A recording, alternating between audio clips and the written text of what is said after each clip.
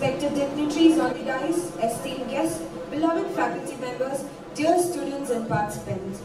It gives me immense pleasure and a sense of pride to extend a warm welcome to each one of you to the National Conference on Convergence of Artificial Intelligence and Multidisciplinary Sciences for Sustainable Development, organized under the DBT Star Status and Star College Scheme by the Faculty of Basic and Applied Sciences and Biosciences of Dr.N.G.P Arts and Science College.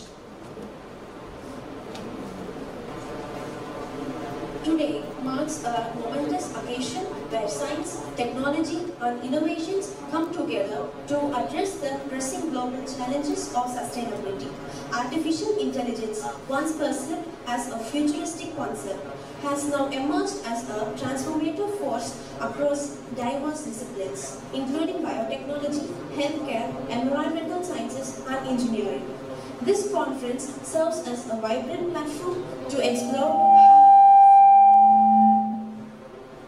AI, when integrated with multidisciplinary sciences, can contribute meaningfully towards building a sustainable future.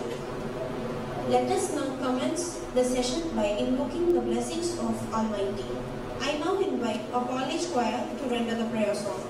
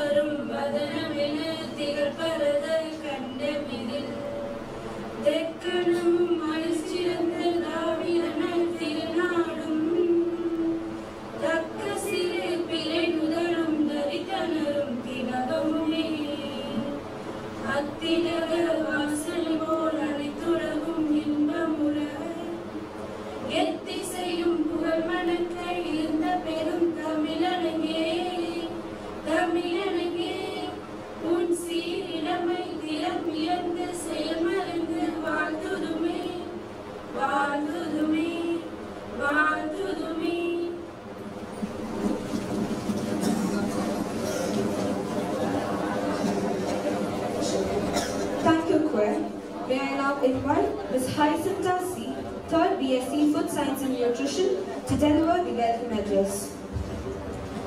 The future belongs to those who can connect disciplines, integrate knowledge, and innovate responsibly.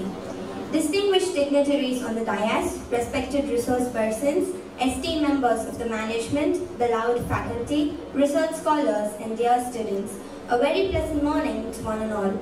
It is with immense pleasure and great pride that I extend a warm welcome to all present here to the National Conference on Convergence of Artificial Intelligence and Multidisciplinary Sciences for Sustainable Development, AIMS 26, organized by the Faculty of Basic and Applied Sciences and Biosciences under the DBT Star Status Star College Scheme. At the outset, I respectfully welcome our Honorable Chairman, Dr.Nalla G. Palaniswami Sir, whose constant encouragement and visionary guidance inspire us to organize such meaningful academic initiatives. I also extend my respectful welcome to our beloved Secretary, Dr.Thavamani D. Palaniswami Ma'am, the strong pillar and guiding force of our institution. I warmly welcome our Trustee, Dr. N.G.P Palaniswami Sir, and Mrs. Madhura V. Palaniswami Madam in their absence. I welcome our Chief Executive Officer, Dr. O.T. Bhuvaneshwaran Sir, in their absence. I welcome our Director Academics, Dr. P.R. Muthuswamy Sir, for his unwavering support and encouragement. It is my privilege to extend a heartfelt welcome to our esteemed Principal, Dr. S. Saravanan Sir, whose dynamic leadership continues motivation, foster a culture of research-driven excellence in our institution. It is an immense pleasure to introduce our esteemed guest, Dr. V. Ganesh, Senior Principal Scientist at CSIR, Central Electrochemical Research Institute, Karaikuri. We are truly honored to have you with us, sir. I graciously welcome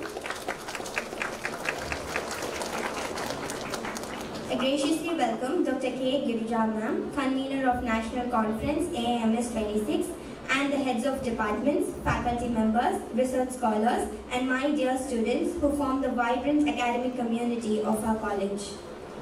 This conference stands as a testimony to our institution's commitment to academic distinction, innovative research, and societal advancement. The theme, Convergence of Artificial Intelligence and Multidisciplinary Sciences for Sustainable Development, is both relevant and transformative. In an era when artificial intelligence is revolutionizing healthcare, agriculture, biotechnology, radiation sciences, material science, and bioinformatics, this forum provides an invaluable opportunity to explore its vast potential while reflecting on our shared responsibilities. We are truly honored to host eminent scientists, academicians, and industry experts whose pioneering contributions continue to shape their respective domains. Your presence today greatly enriches this conference and motivates our young researchers to broaden their intellectual horizons. To our distinguished keynote speaker and esteemed resource persons, we express a sincere gratitude for graciously accepting our invitation and sharing your valuable knowledge and insights.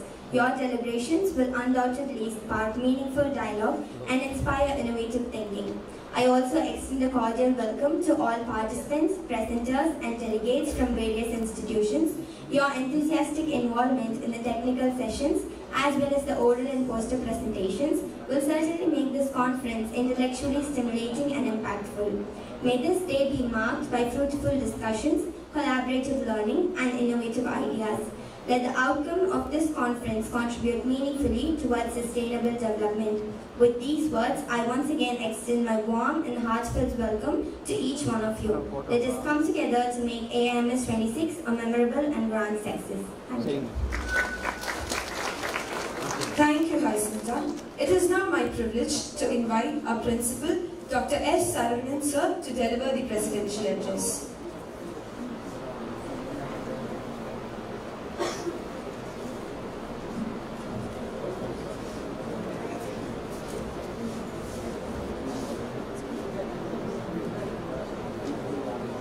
Respected Chief Guest of today's conference, Dr. V. Ganesh, Principal Scientists, CSR Secretary, beloved Director Academics, Dr. P. Palaniswami, beloved Dean, Dr.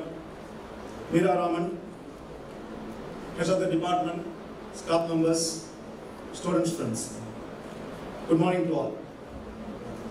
Today we have gathered here the conference titled Convergence of Artificial Intelligence and Multidisciplinary Sciences for Sustainable Development. Today we have an array of guests from different renowned institutions going to deliver sessions in a different topic. Here I would like to point out some aspects of your title. You take this title of conference. It has three keywords. The first keyword is sustainable development. This is very important and paramount factor which is determining the future. The second keyword is multidisciplinary science. Gone are the days concentrating on the monodiscipline or mono subjects. Now the subjects are interdisciplinary and even multidisciplinary. Then you have a multidisciplinary subject. If you take the history of development, from the 16th century to the 21st century, the steam engines made very big revolution in the industrial era. And coming to the electricity, made very big change in the production system. The third one is internet and communication development, make a very big change in the communication and networking with the people. In 21st century, especially after 2022 and 23, artificial intelligence, it is not an artificial intelligence, it's real intelligence. The artificial intelligence dominant everywhere. So without this AI, there is no science, there is no engineering, there is no healthcare, there is no production, there is no economy, there is no environment. So such a way, the AI is dominating everywhere. Then coming to the sustainable development. In 2015, UN announced we need sustainable development. So if you take the key words of sustainable development, very simple, they are now explained in a very simple way. Leave the world for the future generation in a living condition. Very simple. So we innovate so many things. The technology is developed rapidly, but how far this technology is disturbing the environment. So this sustainable development built in a 3-pillar. You have to take care of that 3-pillar. I take the lead from the welcome address given by the Hyacinthia. She used one word, innovate responsibly. It's a beautiful word. See, we have so many innovations. We have so many technological developments, but how far it is affecting the environment? It's a very important question. We have so much of electrical instruments, electrical gadgets. It's for comfort. But imagine the waste produced out of electrical gadgets and impact on the environment. In Coimbatore alone, just to take in Coimbatore alone, the Coimbatore Corporation collecting 1,600 tons of waste per day. So one of the major problems faced by the corporations in Tamil Nadu, not only in Tamil Nadu, all over India, how to handle this waste, huge amount of waste, it's a very big problem. So we have so many innovation, we have so many technology, but these wastes are highly impact on the environment. So that the sustainable development constituted on 3 pillars. The first pillar is environment. How far your technological development saving the environment or safeguarding the environment for the future generation. You leave the world in a living condition to the future generation. So that you must concentrate on the development on the environmental aspects. So the cost of environment. The second one is economics. Second pillar is economics. Means if you develop any technology, if you innovate anything, is it equitably distributed to all the people in the world? Some technology concentrates only in the upper people. Some technology, some innovation concentrates only middle class people. It is not reached to the lower segments. The end of the tail is to reach. So that whatever the technology you are innovates, whatever the technology you introduce, that must give an equal economic development to the society. The first one is environment.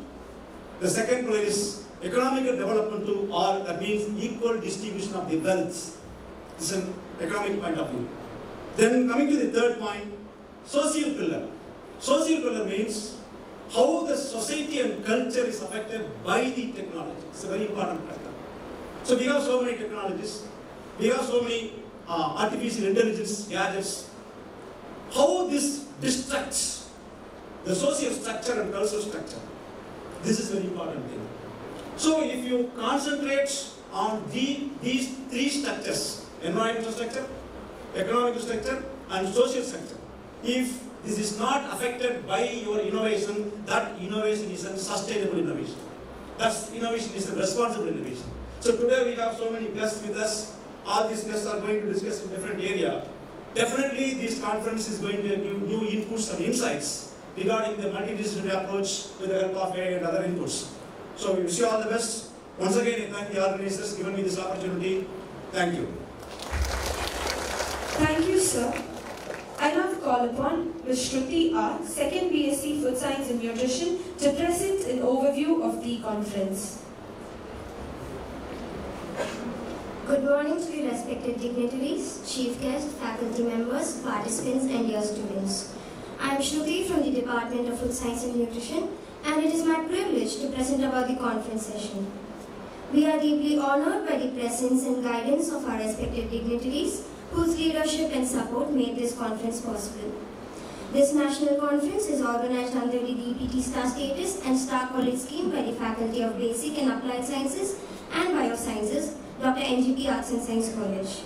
The theme of this conference, Convergence of Artificial Intelligence and Multidisciplinary Sciences for Sustainable Development, highlights the importance of integrating artificial intelligence with multidisciplinary scientific approaches to address real-world challenges and promote sustainable progress. The conference aims to encourage collaboration among all departments under the basic and applied sciences and biosciences, creating a platform for innovation, research, exchange, and meaningful scientific advancement. We are happy to share that this conference has received an excellent response, with a total of 138 participants, reflecting the enthusiasm and active involvement of researchers and students from various disciplines, making this conference a vibrant academic gathering. This conference is further enriched by the presence of eminent resource persons from reputed institutions who will share their expertise through these insightful sessions. Principal Scientist Dr. V. Ganesha will deliver a keynote on multidisciplinary research approach for sustainable development and era of artificial intelligence. Scientific Advisor Dr. K.S. Subramanian will speak on nanotechnology for evergreen revolution in Indian agriculture. Head of Computer Science and Engineering Dr. N.G.P will present on From Pivots to Algorithms Navigating the Promise and Perils of AI in Bioinnovation. Principal Scientist Dr. S. Bakirani Ma'am will discuss on tackling the hidden hunger through biofortification and food fortification. Associate Professor Dr. Sanmugaraju will speak on building smart materials from molecular interaction. Professor D. Mr. Michael Bruniha will present structural bioinformatic approaches for understanding and predicting the binding affinities of protein complexes and their mutants. Former medical physicist Dr. T. Ganesha will deliver a session on artificial intelligence in radiotherapy. Former scientist and director Dr. D. Raju will speak on challenges in development of radiation sensors and opportunities in the Department of Atomic Energy.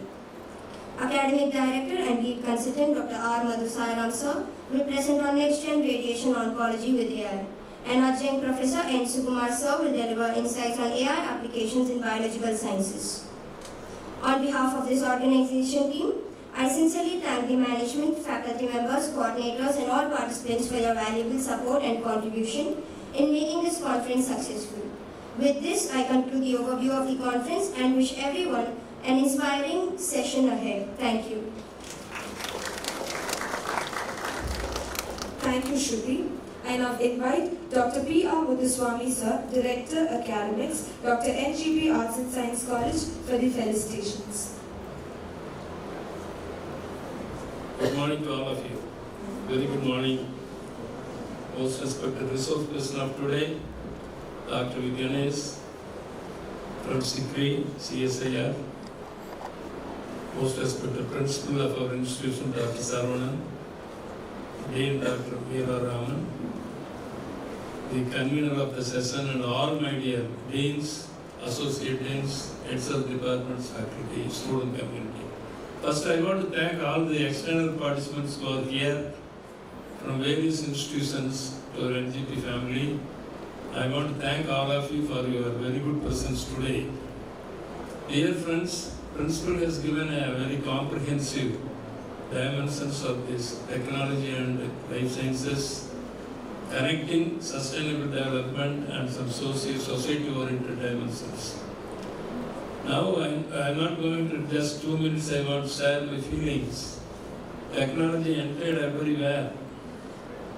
Now, if you see just I was passing through one of the industries near Pollachi, aerospace industries. On the way, I have seen an Institute of Precision Agriculture. Just I was discussing about that institute to one of my experts. They are talking about vertical agriculture, thermophonics, and so many precision-oriented agriculture, and how the artificial intelligence, IoT, machine learning, and all these things are supporting this agriculture sciences. I was so surprised how in our own city, to this extent, technology convergence is entering into agriculture science. It was so surprising to me. When you go through some articles, I could easily see in pharma, so many, life science, natural science, applied science, biological science, natural sciences, everywhere now technology is there. It's the world of algorithms. If we have, wherever we go, the algorithmic approaches are helpful to assess voluminous unstructured data. To that extent, it is a data-driven world. Wherever you go, either the bioprospecting or whatever you call, there technology is needed. AI makes some precision-oriented things in one way, and even to some extent, computing intelligence is dominating human intelligence that we have to accept in molecular modeling, drug designs. In our own KMCs, I have been here for more than 2 decades. I am seeing the development of KMCs in health sciences. Recently, we have initiated an Institute of Nuclear Medicine. If you go and enter inside, you can see a very big hybrid theatre. Lots of tech, even in small operations, are technologically embedded. So, artificial intelligence is everywhere in KMCs. That is transplantation or whatever you call.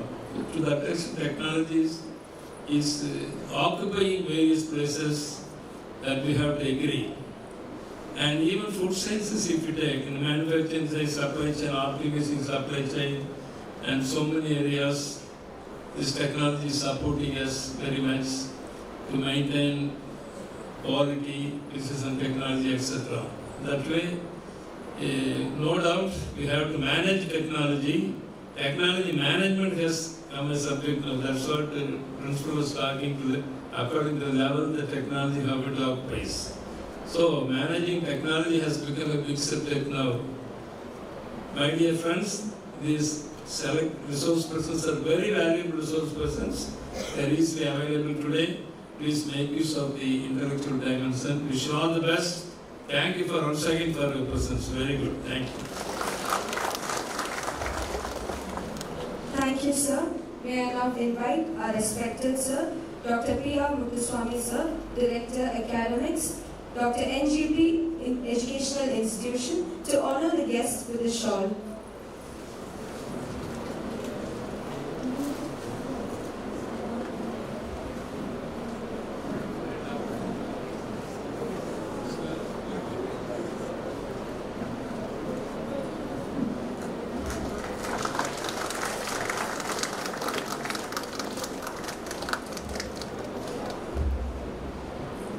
I now request Principal Dr. S. Saravanan sir to honor the chief guest with the memento.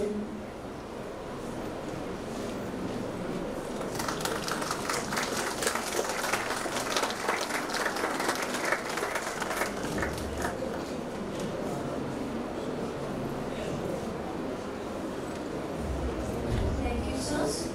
This conference is not merely an academic gathering. It is a celebration of collaboration, bringing together academicians, researchers, and students from diverse disciplines to share knowledge, exchange ideas, and inspiring innovations for sustainable development. At this moment, I humbly request our respected dignitaries to kindly release the Somanam commemorating these academic occasions.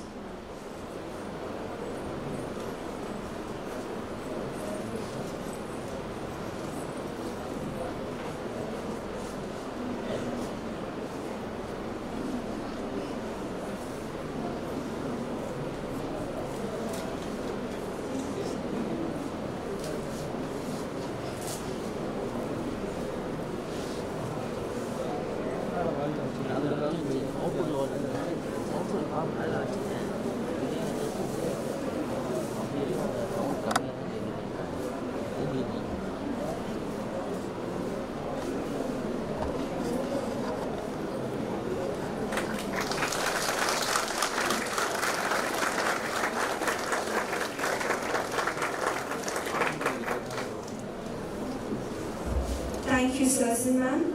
I have called upon Ms. Angeline Deborah, 2nd MSc Biotechnology, to give the chief guest intro.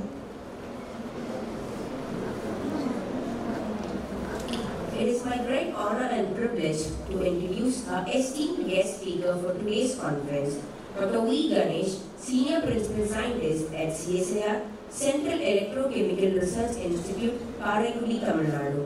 Dr. Ganesh began his academic journey with exceptional brilliance. He completed his undergraduate degree in chemistry from Ayanada Janaki Ammal College, Sivakasi. He secured first rank and received a gold medal. His excellence was not limited to academics alone. He also received gold medal in Tamil and English, securing first place. He then pursued his master's degree in chemistry from the American College, Madurai, where he once again stood first and was awarded a gold medal for academic excellence. Following his master's degree, Dr. Ganesh moved to the prestigious Raman Research Institute, Bangalore, to pursue his Ph.D. in chemistry under the guidance of Dr. Professor V. Lakshmi Narayanan. His doctoral research focused on electrochemistry and surface chemistry, and he completed his Ph.D. in 2006. Expanding his global research exposure, Dr. Ganesh then undertook postdoctoral research at the University of Edinburgh, Scotland, UK, under Professor Juan Marquez Reeves. During his 3 years tenure, his work concentrated on biosensors, bioelectrochemistry, and biocatalysts, bioinorganic chemistry. He also served as visiting researcher at the University of Manitoba, Canada, where he worked on nanomaterials for electrocatalysts, liquid crystals, and electrochemistry with appliances in biology and catalysts. Since 2009, Dr. Ganesh has been serving at CSIR CECRI, contributing immensely to the field of electrochemical science.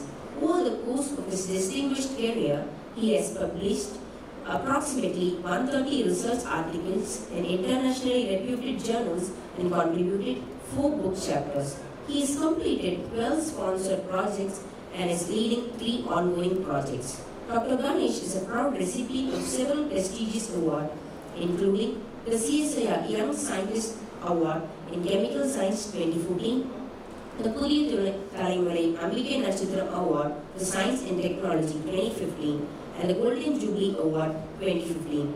With over 15 years of teaching experience, he has mentored numerous students and researchers. Notably, he is recognized among the top 2% of world scientists in the area of materials by Stanford University since 2020. His research lies over a span of very advanced topics including electron transfer studies, electrocatalysts, monolayers, energy conversion, storage device, microbial fuel cells, nanomaterials, biosensors, bioenergy, healthcare diagnostics, graphene-based materials, and supercapacitor applications.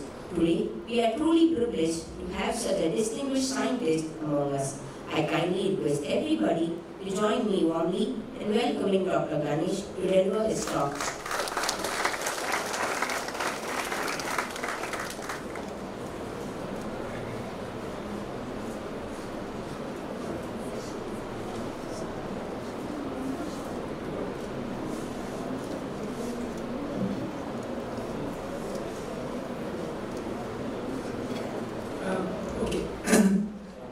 Very good morning to all of you. It's my pleasure to be a part of this wonderful conference. I thought initially I will have to directly start my lecture, but now I came to know, let me just give an introduction to this conference. Before I start giving my thoughts on this conference, let me take this opportunity to thank, I know there are several other invitees and speakers. Just to say that I am fortunate enough to be here, and thank you for, adjusting me and accommodating me to this. Let me also thank the management for, hosting me here and releasing the souvenir, etc. Now, of course, there are many others, including the director academics and principal talked about this conference. Let me just float maybe a couple of points with the examples so that you will understand why such kind of conferences are very much essential. Okay. India is very ambitious to become developed country, correct? Among several characteristic parameters you would use to assess a country a developing or developed country, one of the key parameters is how much percentage of GDP a country has been allotting to R&D, okay? And if you look at that percentage, India is very poor. Okay, don't think that I am opposing BJP. Okay, India is very poor in providing that much percentage GDP to the development of R&D. Having said that, CSIR, for example, which is called the Council of Scientific and Industrial Research, we have laboratories, 38 laboratories distributed across India and across several disciplines. You name any discipline in science, starting from hardcore physics, chemistry, maths, geology, botany, zoology, food science, engineering science, biological science, medical science, aromatic plants, anything you name, we have an institute. Dedicatedly devoted to R&D, that institute is there in CSIR. I can give a lot of examples, maybe I'll highlight during my talk. Now, having said that, R&D plays a crucial role in making a country from underdeveloped to developing to developed. I can give an example, principal was talking about a technology should reach all kinds of society. Mobile phone, for example, right? I'm sure most of our generation would agree with me, maybe 2 decades only different, okay? So, when we were kids, we used to call our parents through drunk telephone, he will call only through drunk dialing mode. But now you have a mobile phone that you use as a computer, no one calculates, right? You go and buy some grocery, immediately they will take the computer. You ask that guy, why don't you, just add up 5 numbers?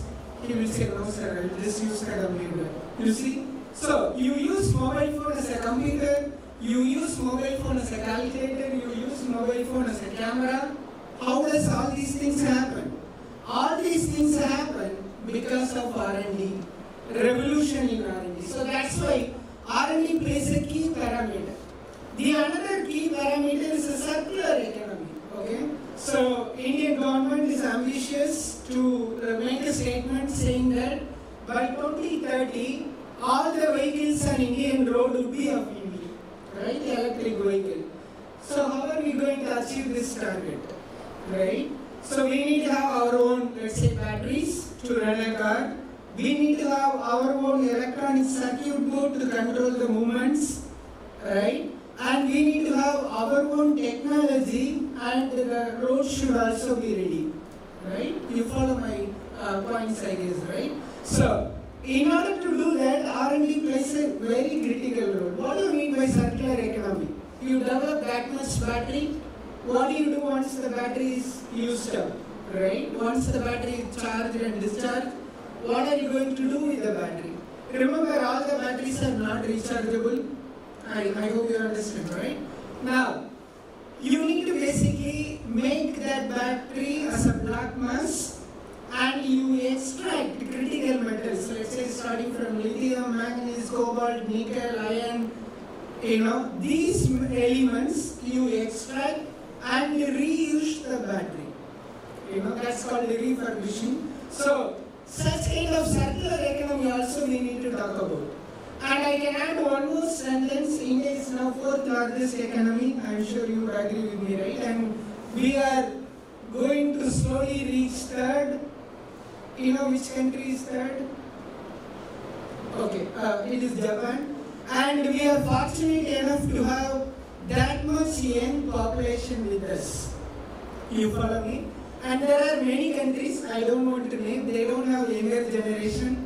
But India is fortunate to have that much younger generation. They can take out the knowledge from elders and build up a career to make India a developed country. Okay, so that's where your role becomes very critical in making India a developed country. And I can tell you, when we were kids, I'm sure our parents would say, go and study, otherwise your life will not become good. You know, Tamil, I hope all of you will follow Tamil, right? Tamil solana Tamil padikkalana vaalkaiyila munnuku vara mudiyadhu. That's the statement most of our parents would use. But now you have plenty of opportunity, okay? And government once again has announced a lot of schemes and supports so that you can basically use that opportunity to build up your career, right? The second point is, I'm sure the conference title talks about artificial intelligence. There may be a lot of debates on why do we need this artificial intelligence, okay? Let me look at the positive aspect, and we need to embrace the changes. Don't think that artificial intelligence would cut your jobs down. Actually, it depends on how we use it, right? And we can make use of this artificial intelligence for our own development, and you can cut down and the time needed to execute other activities. Use this artificial intelligence, so that we need to embrace the change with artificial intelligence and think differently to achieve this sustainable development. Sustainable development meaning, let's say you develop a technology, it needs to live for generations, right? So that's how you need to keep adding value to that technology. You bring in changes so that it becomes sustainable, right? I'm sure most of you would know there are 14 sustainable development goals, 17 sustainable development goals UN has proposed, and we are very good in many of the sustainable development goals. India achieved a lot of things. Maybe I will highlight those points during my talk. Okay. So with this, keep thinking and keep thinking for changes and adapt to those changes in your life to excel and make India proud and make a developed country. Thank you very much for the opportunity. Thank you, sir, for your enlightening and inspiring address. I now invite Ms. Fauzana I, first MSc Food Science and Nutrition, to deliver the vote of thanks. A very pleasant morning to everyone present here. On behalf of the Faculty of Basic and Applied Sciences and Biosciences of Dr.N.G.P Arts and Science College, I feel deeply honored to propose the vote of thanks for the National Conference on Convergence of Artificial Intelligence and Multidisciplinary Sciences for Sustainable Development, AIMS 26, organized under the DBT Star Status and Star College scheme. First and foremost, I express our heartfelt gratitude to our respected Chairman, Dr.Nalla G Palaniswami sir, our Secretary, Dr.Thavamani D Palaniswami ma'am, our Trustee, Dr. N.G.P Palaniswami sir, and Mrs. Madhura V Palaniswami ma'am, for their constant encouragement and visionary support in their absence. We extend our sincere thanks to our Chief Executive Officer, Dr. O.D. Bhuvaneshwaran sir, or Chief Operating Officer, Dr. Nageshan sir, or Director Academics, Dr. P.R. Muthuswamy sir, and our Principal, Professor Dr. S. Saravanan sir, for their valuable guidance and continuous motivation. We also express our gratitude to the deans of various portfolios or administrative officers and heads of all departments for their unwavering support and encouragement. We sincerely thank our esteemed resource person, Dr. V. Ganesh sir, from CSIR, Central Electrochemical Research Institute, for sharing his valuable knowledge, insights, and expertise, which greatly enrich this conference. We also extend our sincere thanks to all our organizing committee members, faculty coordinators, technical staff members, non-teaching staff, student volunteers, and participants from various colleges for their tireless effort and enthusiastic involvement, which made this conference a grand success.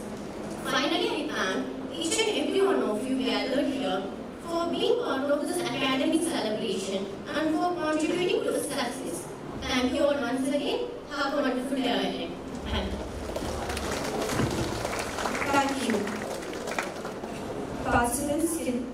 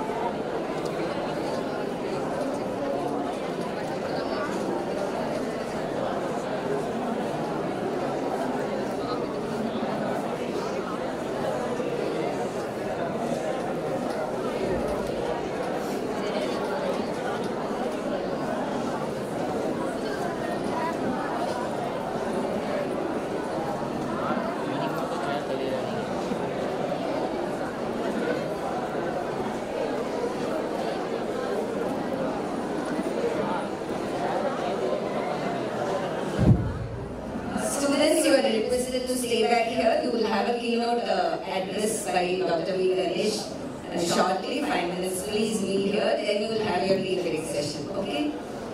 So the live streaming seminar hall 2 and 1 students also to stay back there itself.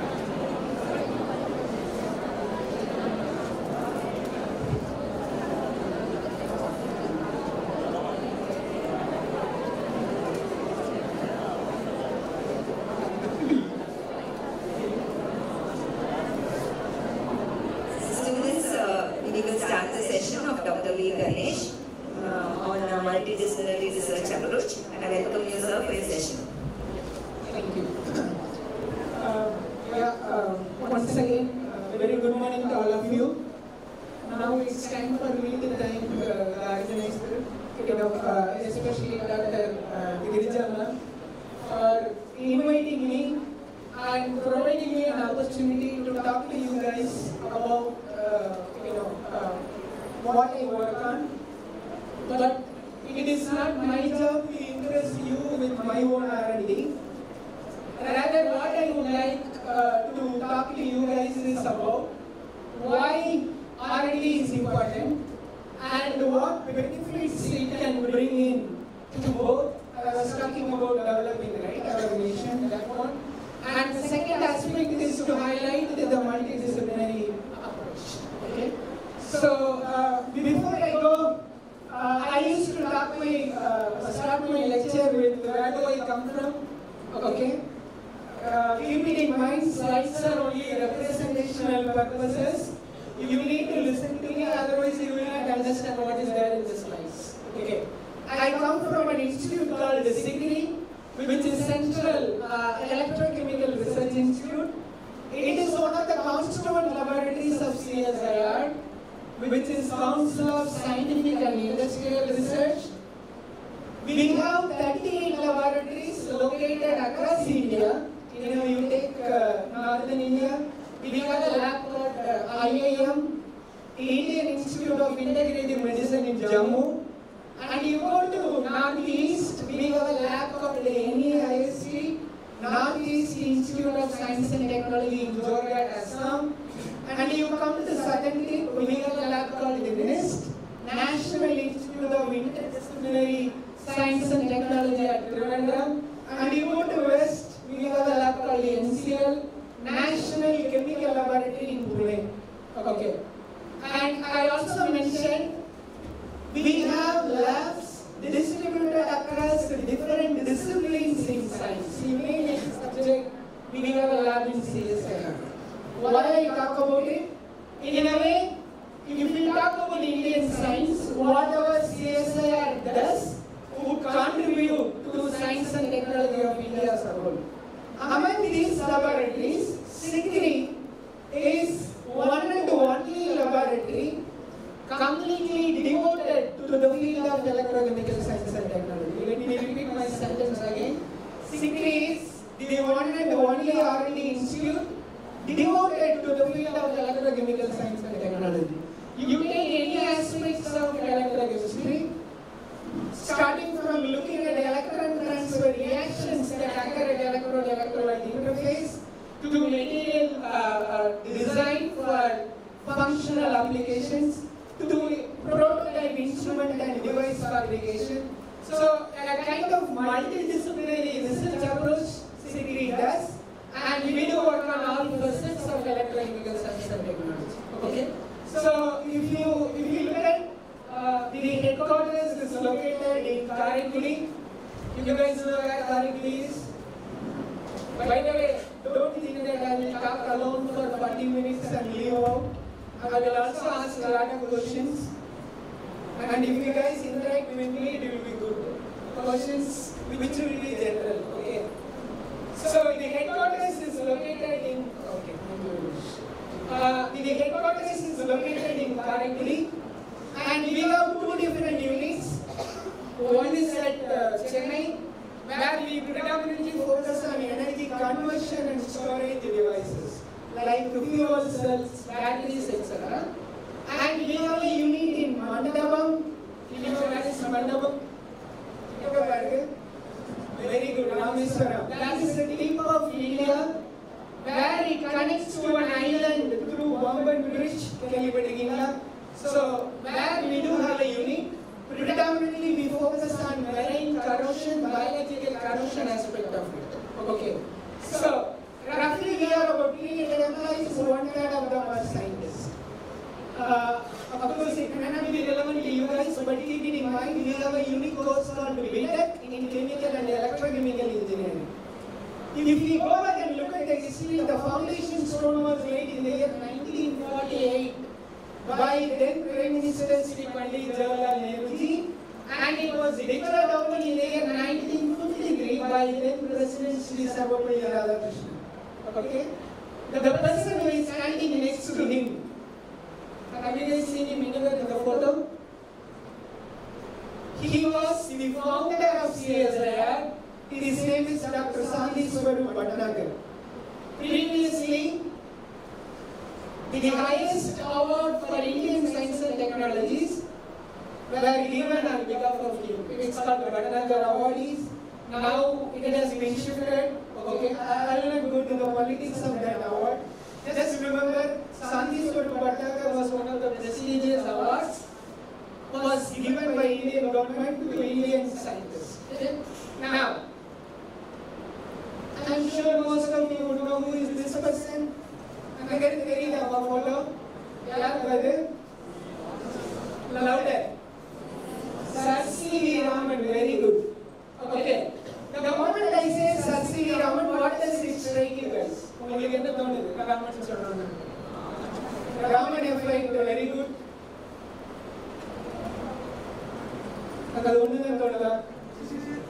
Louder. Physics, okay. Physics, okay, good. Where?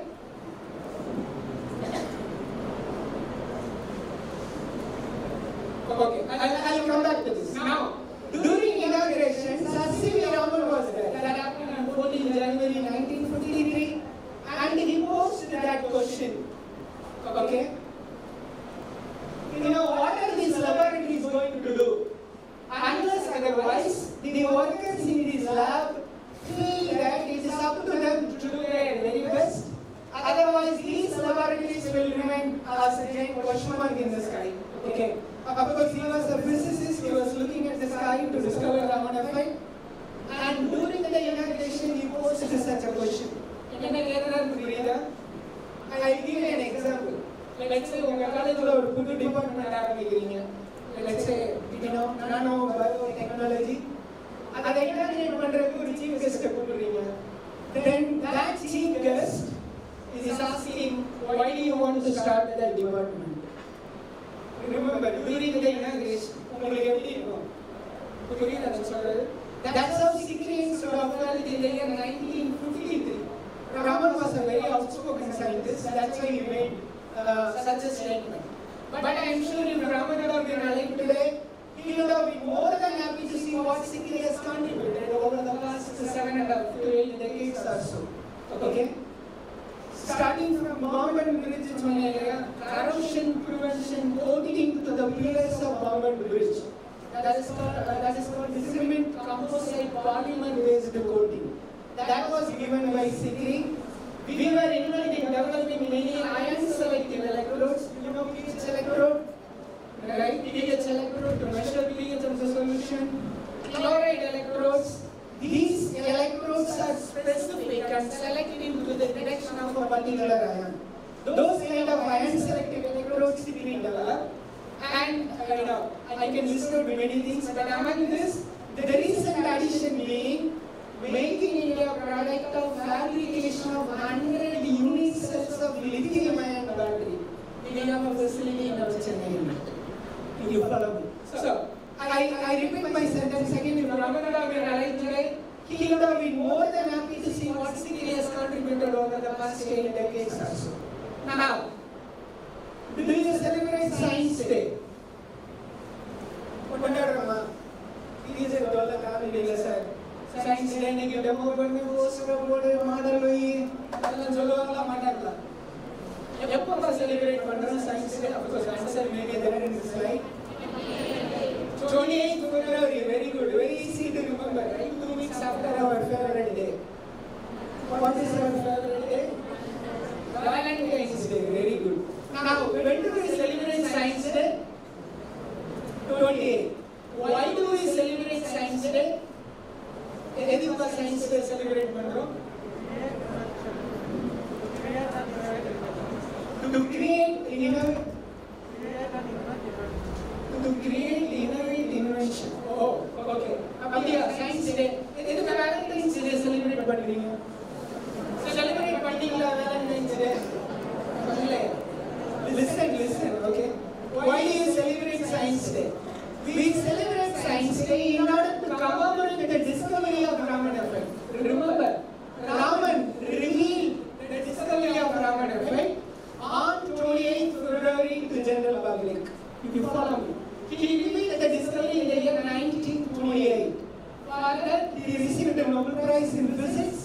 year 1930. So I was looking at the moment I say Raman, apart from Raman effect and Raman spectroscopy, I was looking at Nobel Prize, science day, these things never studied well, right? Nobel Prize and the how many different fields Nobel Prizes are announced? எத்தனை ஃபீல்ட்ல கொடுக்குறாங்க? Indians வாங்கியிருக்காங்களா Nobel prize? எதுவுமே பேச மாட்டேங்கிறீங்க. Oscar award தெரியுமா? Oscar என்ன field கொடுக்குறாங்கப்பா?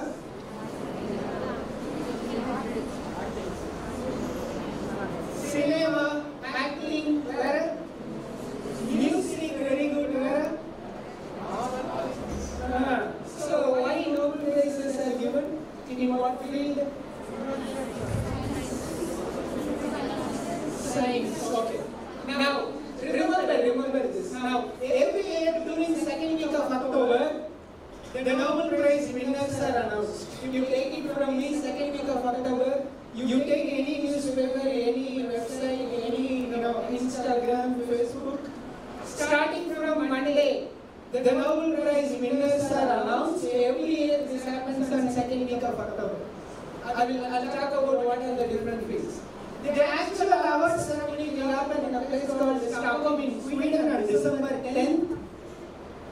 Except the Nobel Prize for Peace, where the award ceremony will happen in a place called Oslo in Norway.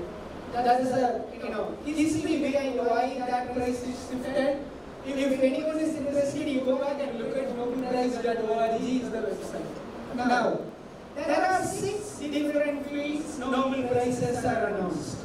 Physics, let me start in the sequence. Physiology and medicine, physics, chemistry, economics, literature, and peace. You follow me?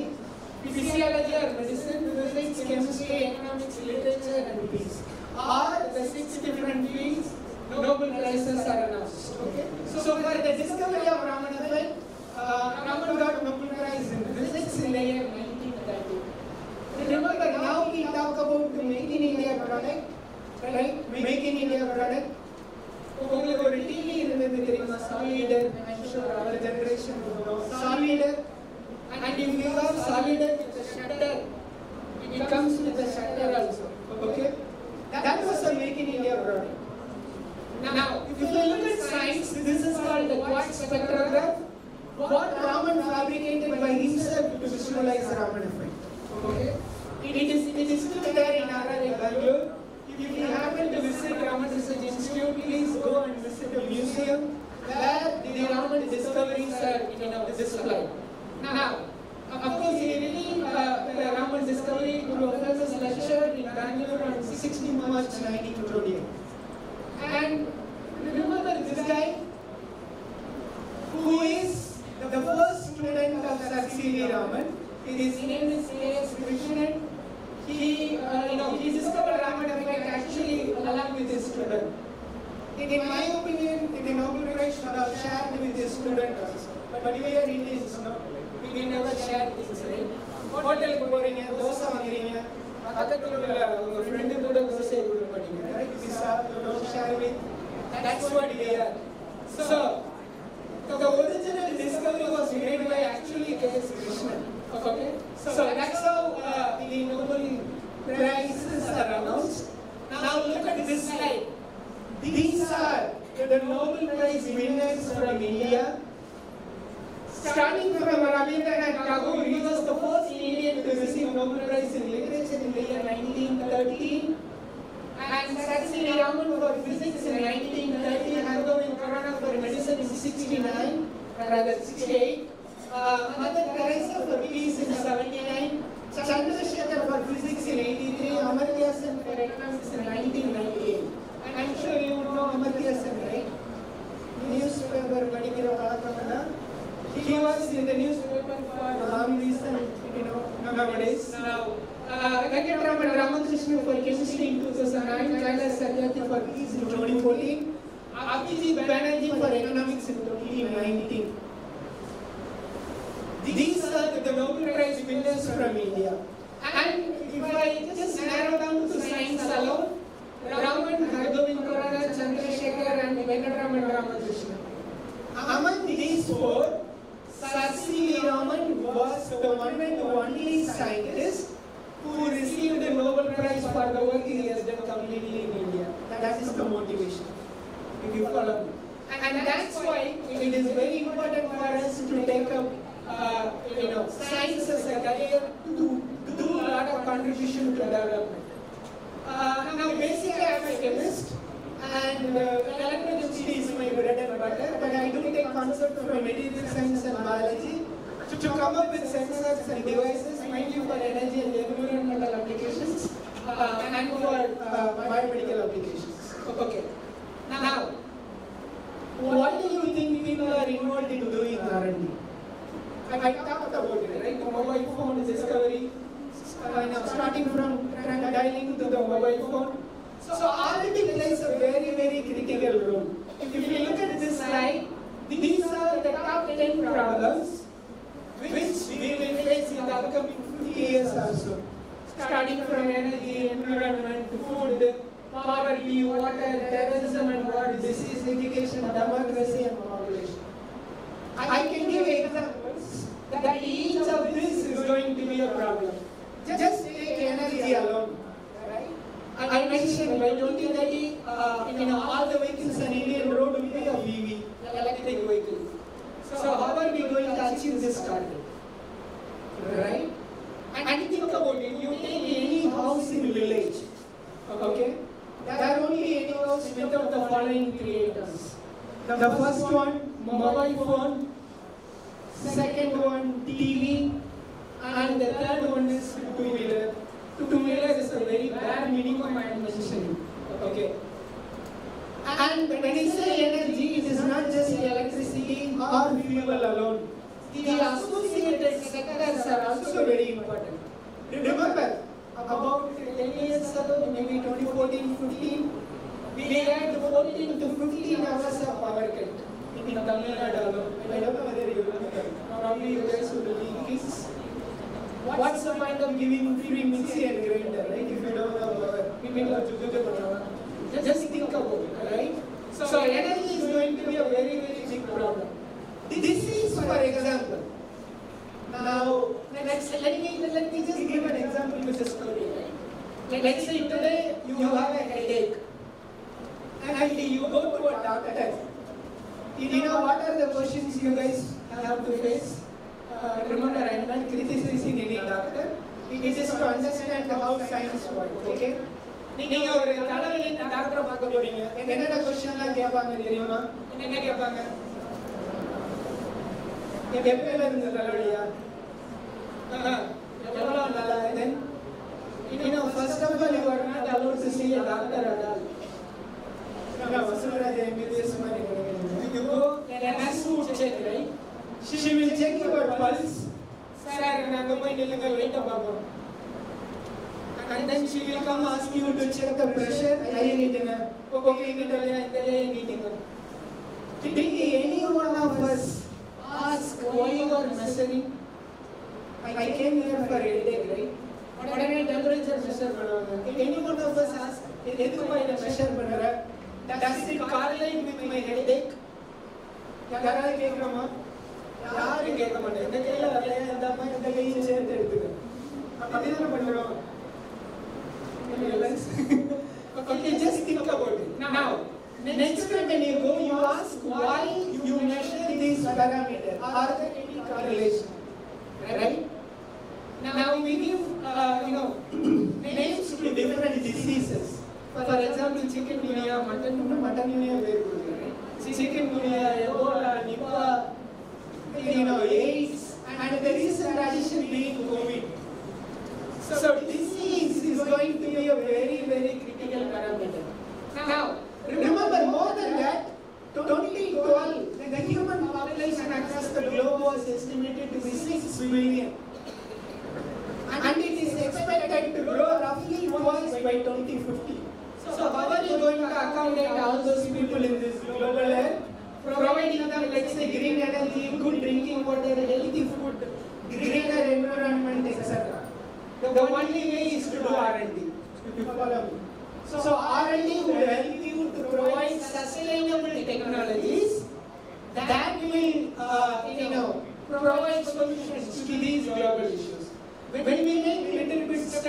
us achieving this goal, we will realize the dream of our Honorable Prime Minister Shri Narendra Modi ji, self-reliant India, Atmanirbhar Bharat.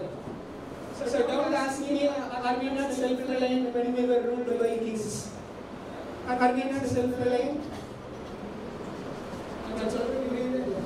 That's why I give example of a television called Sonida. Bonita was also there. There were mixies. You were in Coimbatore, right? You should know there were grinders.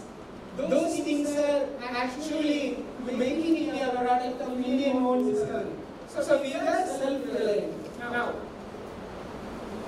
since I will highlight some of the examples of healthcare and energy, suppose you want to develop a sensor or a diagnostic tool to assess the disease. How are we going to do? You need to basically understand the root cause, you identify, then you understand what's the chemistry bio problem behind it. I will give an example for that, okay? And you investigate what's the bioorganism involved in this. You come up with your own diagnostic approach, you testify, and ultimately you will come up with the healthcare diagnostics. Now, what do we mean by chem-bio interface? Correct? Games are doing lab. Games are doing right? Any game are doing.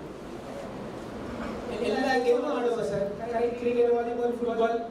During the break, what do you guys take?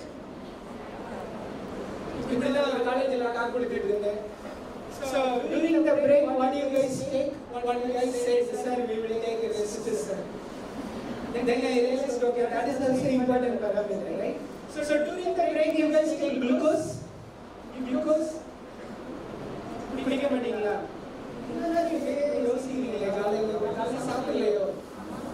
Why do you take glucose? It gives energy. Why don't you then take a battery and then connect to it?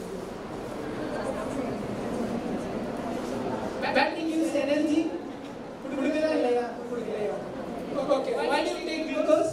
Glucose gives you advertisement, instantaneous energy. Then you put codes only for your team. Now, the delta G of that reaction. When you take glucose, only the equation you have studied, right? C6H12O6 undergoes complete oxidation. It gives 6CO2 plus 12H2O plus energy. Right? That energy is released in terms of ATP. Now, how about delta G of that reaction? I hope you know what I mean by delta G, right? The thermodynamics of that reaction gives free energy. What should be the sign of delta G?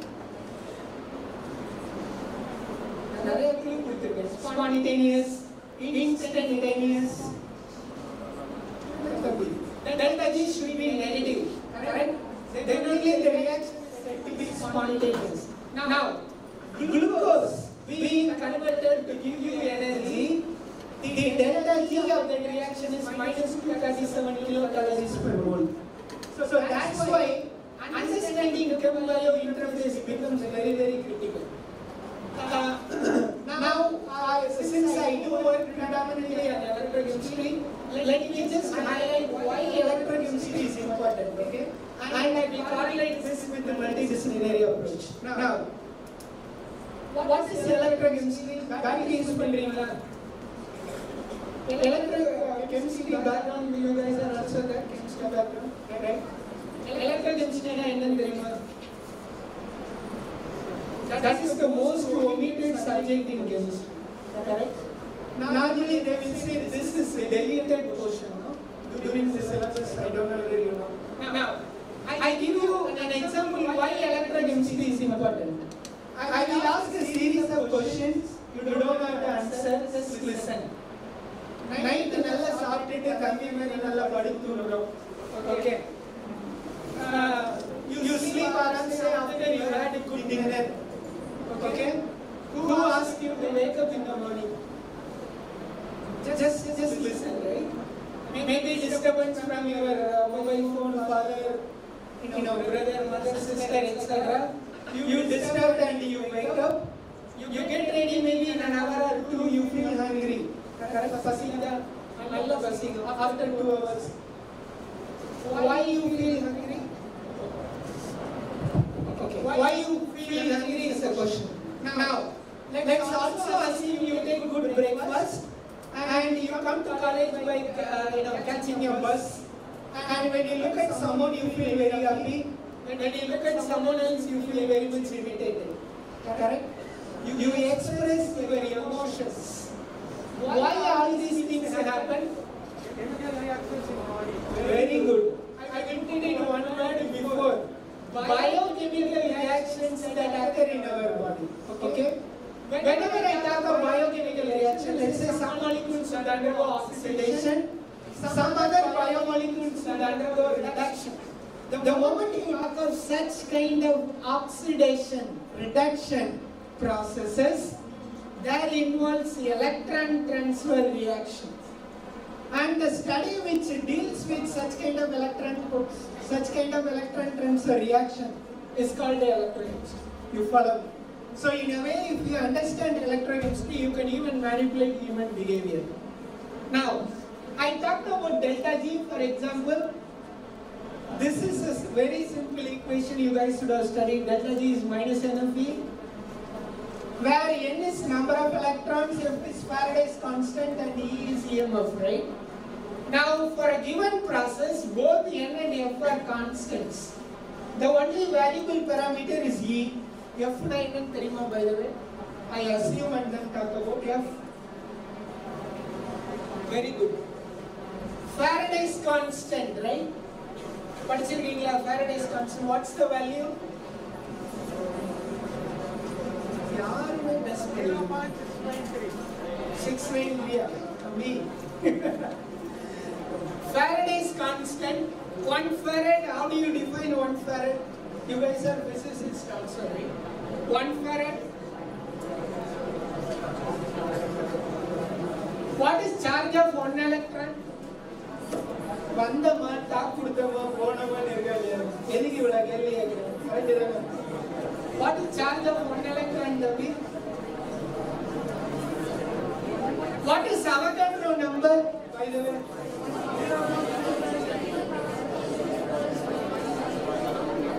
10 power?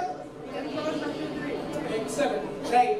The charge of 1 electron is 1.602 into 10 power minus 90 coulombs. You multiply these two numbers, you get a value of Faraday's constant. 96,484 coulomb per mole. That is your Faraday's constant. Anyway, okay. Just remember that fundamental. This artificial intelligence can give you. But please make sure whether whatever it gives is correct or not is a question. I'll come back to that. Now, so tuning delta G, potential plays a very critical role. Electrochemistry in general deals with two different kinds of reaction. One in which you apply a voltage to drive a chemical reaction, meaning shift from spontaneous to non-spontaneous, vice versa. And the other one is voltage is generated because of inbuilt chemical reaction. Okay. How do we understand this? Battery use pandringla. Let's say when your wall clock stops, what do? We simply change the battery. Correct? The moment you change a battery, okay, the moment you change a battery, what happens? The clock starts working. Meaning delta G of that reaction is negative. Okay? So that's why the moment you connect a battery, it generates a voltage, and the electrochemistry deals with that kind of reaction. And the other case where you apply a voltage to drive a chemical reaction. An example I give you, water. There is a newspaper article you guys should have read. Can we use water as a fuel? College in a talk to yes sir, then I said, then Tamil I understand very difficult. Then I switched over to English. Can we use water as a fuel? Can we really use water as a fuel to drive vehicle? Panlama. How about delta G of that reaction? water is conductive of அதனால use பண்ணலாமா? அப்ப நீங்க நடந்து போகும்போது chalk அடிக்கணுமே, அது energy pass பண்ணா எப்படி work ஆகும்? How about delta G? Delta G. When water splits, what would be the product? Very good. So in a typical electrolysis cell, water undergoes oxidation at anode, gives you oxygen, and at cathode it undergoes a reduction, it gives a hydrogen as a product. And both hydrogen and oxygen could be used as a fuel. And delta G of that reaction is positive. Okay? But by applying an voltage of 1.23, you shift delta G to negative and make the reaction spontaneous. So that's where electrochemistry becomes very, very critical. Okay. Now I will not go deep into that since you guys are also from physics background. The moment you dip any conducting rod into an electrolyte, there is a spontaneous formation of electrical double layer at interface. This is 11th, 12th standard physics. Okay. It will act like a parallel plate capacitor model, and that gives you capacitance. Is there any relation between capacitance and voltage?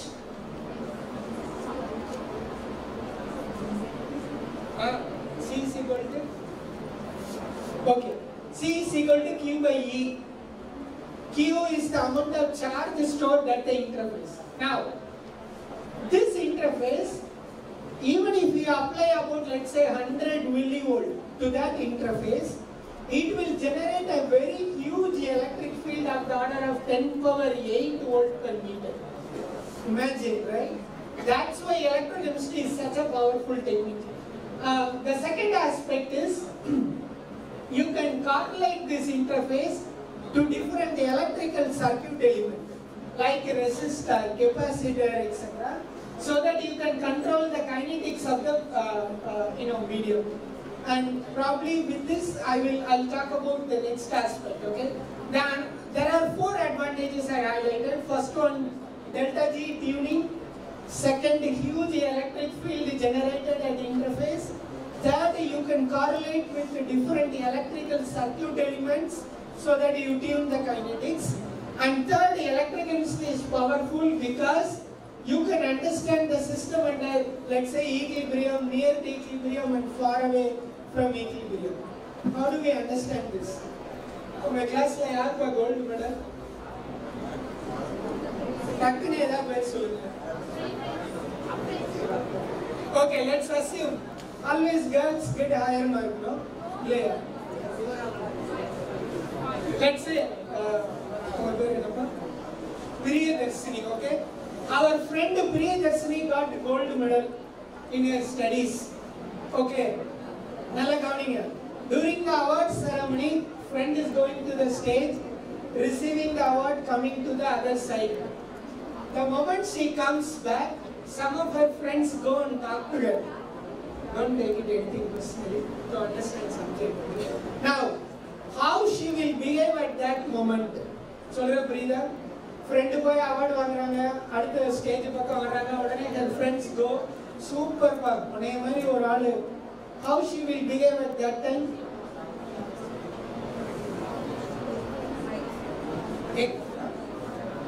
Proud,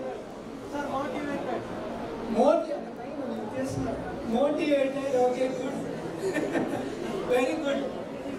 Proud, happy, motivated. She would be at excited state. You follow me? At that moment, she will think that she is the one and only person in the world who knows subject very well. She may not be like that way. Remember, at the excited state, the system will not exhibit its real characteristic. But on the other day, when she comes regularly to college, she may be a very good student, obedient. She may be friendly with all of you guys. That may be her real characteristic. When does she exhibit? When she is at ground state. When she is at steady state, equilibrium state. That's why it is important to understand the system at equilibrium. How do you define an equilibrium state? By the way, Prasavta and Arab Western. Equilibrium. எப்படி by equilibrium state define பண்ணுவீங்க? Rate of forward is exactly equal to rate of reverse. Delta G.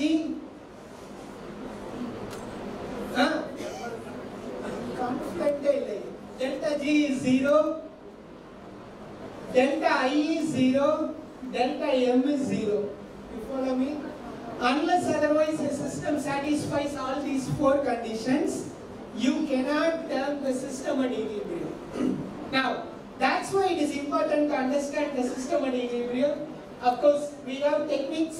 You can move slightly away from equilibrium and you can apply large perturbation, meaning large disturbance, and you move far away from equilibrium. All these conditions you can understand through electrochemistry. Now, the other advantage is you can develop simple circuits using this. Electrochemistry என்ன instrument use பண்றாங்க தெரியுமா? Potentiostat, galvanostat, glucometer. By the way, glucometer which is available in the market, do you guys know? Glucometer. எதுக்குப்பா glucometer use பண்றோம்? அதே இல்ல அப்புறம் நீங்க கேட்டா எனக்கு எப்படி தெரியும்? Excellent. What is the allowed level of glucose in blood? எவ்வளவு இருந்தா you say you are not diabetic and எவ்வளவு இருந்தா you are diabetic? Very good. 90 to 120 km/h/s. Very good. Now these people are excited because from bio background, right? So 80 to 120 mg/dL is allowed level of glucose. The value யார் கொடுத்தது? யார் கொடுத்தது? See, you know, we have many North Indian friends who will eat sweet like anything, right? 1/2 kilo kaji kathiye 5 நிமிஷத்துல சாப்பிடுற group இருக்கு. So are those people are diabetic? So why we have to follow this value? To follow me. Now that's where I want you guys to think. This value was proposed by who? WHO, World Health Organization. That value may not be relevant to Indians. You follow me? But rather, they term all of us as diabetic. You know, my mother was taking medicine for 30 years and still she was diabetic. Of course, when I was kid, I don't know if she would have been alive today, I would have asked her, இத்தனை வருஷமா tablet எடுத்தீங்களே எதுக்காண்டி எடுத்தீங்க? Correct? See, when you have fever, you take paracetamol at least 2 days, then you are feeling okay. But your diabetic people are taking 5 years, 10 years, 20 years, still they are diabetic. Yeah, why we are not asking the question?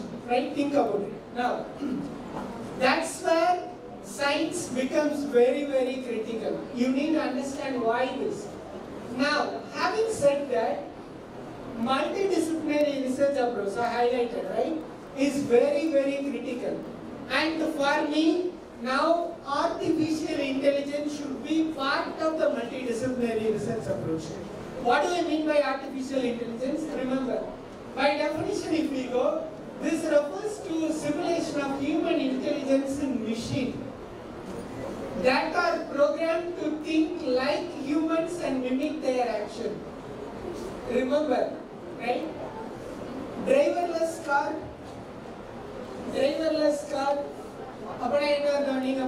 Of course, it is there in China. Okay, you look at very positive aspect of artificial intelligence, right?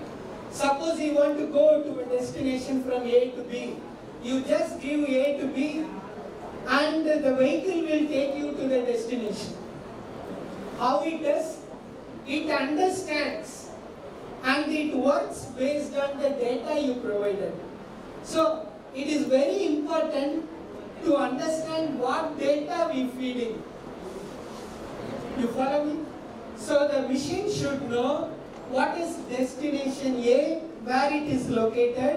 Similarly, what is destination B, where it is located.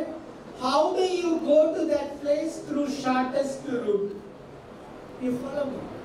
That's where it becomes very, very critical. Now, you think in another way, right? You provide a data. For example, you want to know, I asked you what is Faraday's constant. You go and search in Google Suppose it gives like our friend 6.023 in the 10 power 23. You all will believe that is a Faraday's constant. Correct? How do you validate the data provided to artificial intelligence is correct or not? So remember this. So that is very, very critical. Of course, it can. I can talk about this a little bit, right?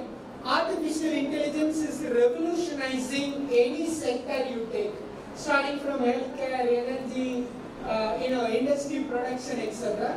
It can do really wonders, no doubt about it, provided you use your wisdom. You use your wisdom to, create artificial intelligence for what we want. Remember, it should be in our control. We cannot go back to systems control.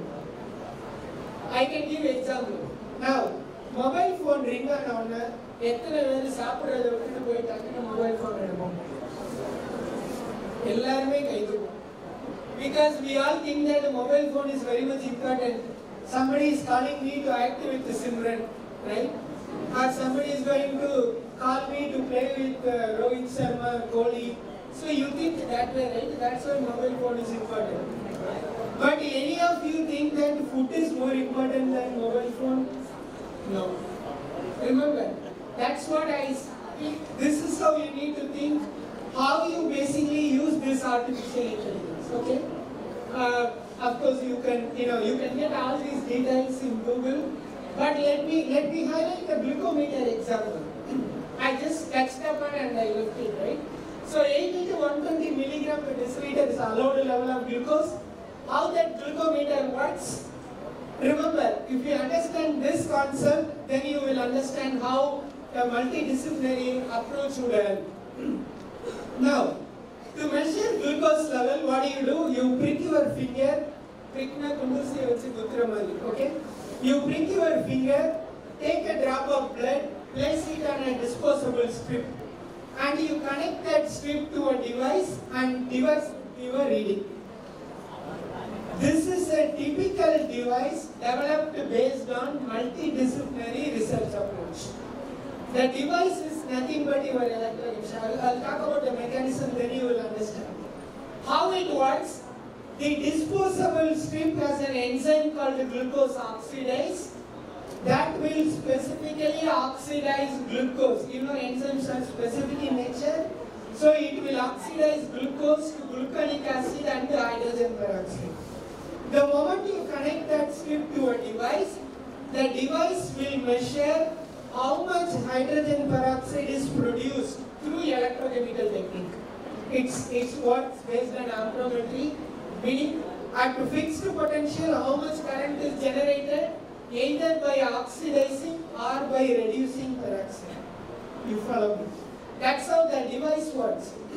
So, you talk about device that is based on your electronic circuit readout, and the enzyme, the biochemistry part, biology part comes into picture. The disposable strip is like flexible electrodes. Material chemists play a vital role in developing that sensing platform. And how do you take the blood?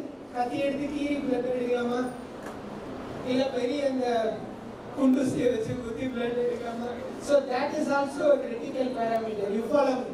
That's why understanding glucometer, how it works, is a typical example of a multidisciplinary research approach. Now, how do you feed in artificial intelligence to this system? So you need to develop basically what are called machine learning. And when I talk about machine learning, there are two areas where supervised and unsupervised learning. What do you mean by supervised? Okay. You have an instructor who will tell you how you prick your finger to take the blood, how the blood should be placed on a disposable platform, how you connect that platform to a device. Those aspects are based on supervised learning, so that you would be able to understand by interpreting what is the signal readout, what is the value it displays, etc. Right? Now, what is unsupervised learning? The moment you get a reading, you connect that to an artificial intelligence based device, let's say IoT enabled device, then the device should tell you, yes, this is the allowed level of glucose present in blood, meaning this is within the range of 80 to 120. When it crosses, let's say 200 milligram per deciliter, then that is called glycemia. And when it goes below 80, then it is called hypoglycemia, etc. Remember, you follow now. This is unsupervised learning. Right? What do you mean by that? Just by looking at the reading, you connect with your AI device, AI-based instrument, so that that will tell you whether the reading you take is correct and how do you designate a patient. So that's how basically the system works. Remember, when you use artificial intelligence, by the way, last week there was a summit in Delhi, right? You know AI summit, and our Prime Minister was making lot of punch dialogues. I don't know whether you guys listen. He has given lot of abbreviations, and one of the key parameters is ethical challenges. Okay? You need to understand the privacy. And also there was an article in Hindu last Sunday. I don't know whether you guys read the magazine. Hindu or complimentary will come in magazine.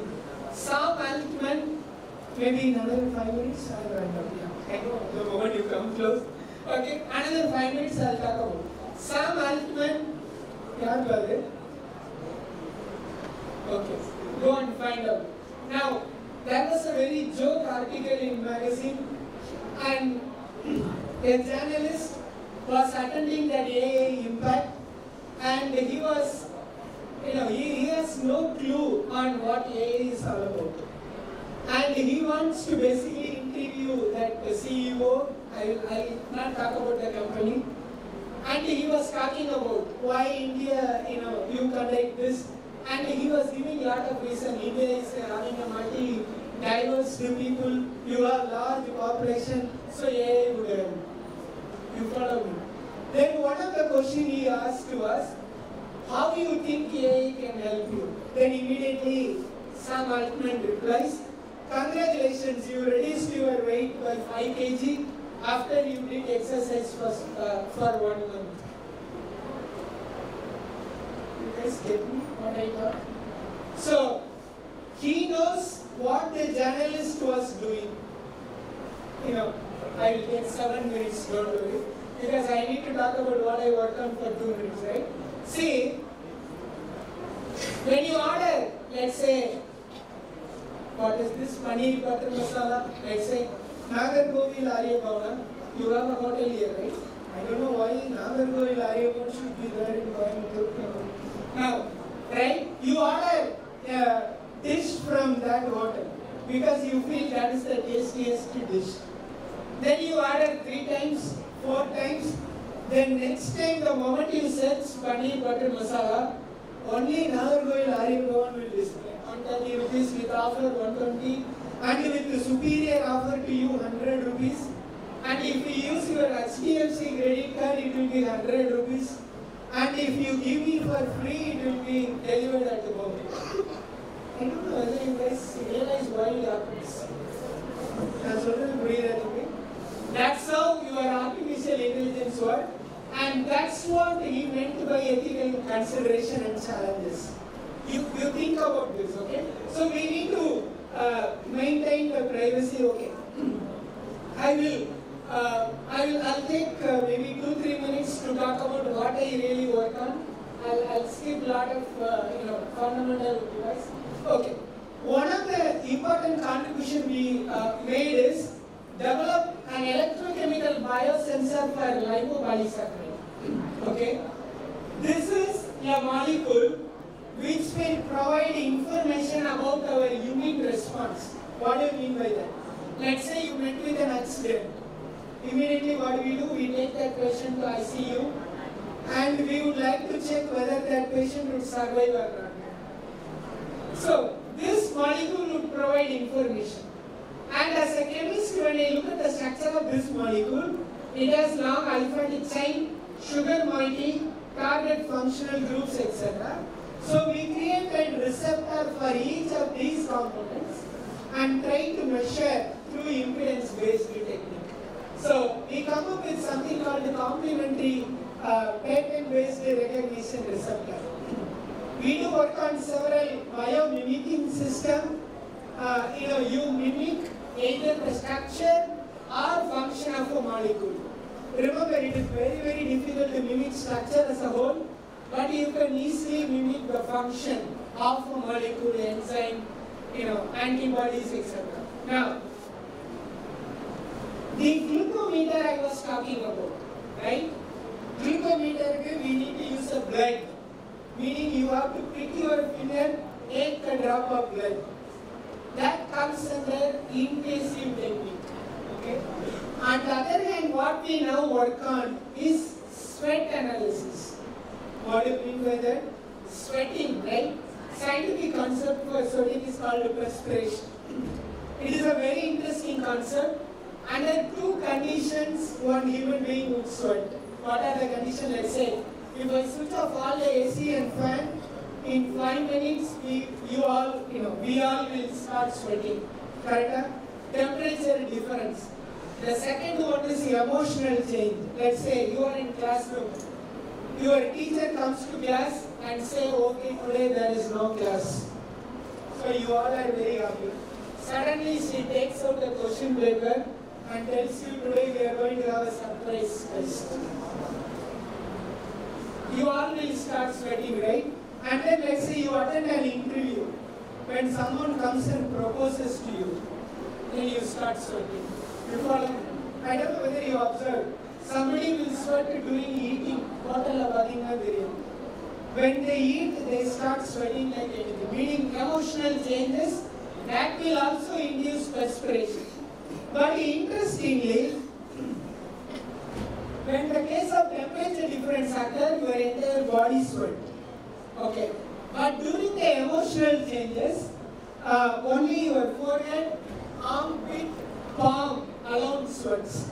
And if you look at the constituents of sweat, that is even more interesting. It has lactate, it has urea, it has glucose, it has chloride, it has sodium ion, etc. You can correlate basically healthcare diagnostics. That's where the home-based personalized healthcare diagnostic tool evolves. You follow me? Meaning, smartwatch, you spend smartwatch, how many steps today you have to walk, how much is your heartbeat, etc. That works based on this principle. Okay? So we basically work on such kind of wearable-based medical devices. Not only sensor, we also use sweat as a medium to generate the energy through what are called enzymatic biofuels. Okay? I'll skip few slides. We do work on energy aspect as well, both batteries and supercapacitor. These are some of the energy storage devices we develop in our lab. Okay. So finally, to conclude, you would agree with me that the multidisciplinary research approach is essential to tackle global issues, what you will face in the upcoming 50 years or so. Remember top 10 problems. Okay? And you need to basically incorporate now the artificial intelligence as a part of your multidisciplinary research approach to develop sustainable technologies and solutions to the global issues. For that, what do we need? You may be a specialist in one subject. You may be a specialist in one subject, but build up that subject very strong. What do you mean by that? You should be a good chemist, good physicist, or good biologist, etc. and take concepts from allied subjects so that it would be able to provide solution to the global issues. Okay. Ultimately, to lead, let's say smart material and smart sensing system. What do you mean by that? Or you are listening to me, right? What this guy Ganesh comes and talks about SICRI, CSIR, Nobel Prize, Raman, electrochemistry, delta G, circuit. Molecular interaction.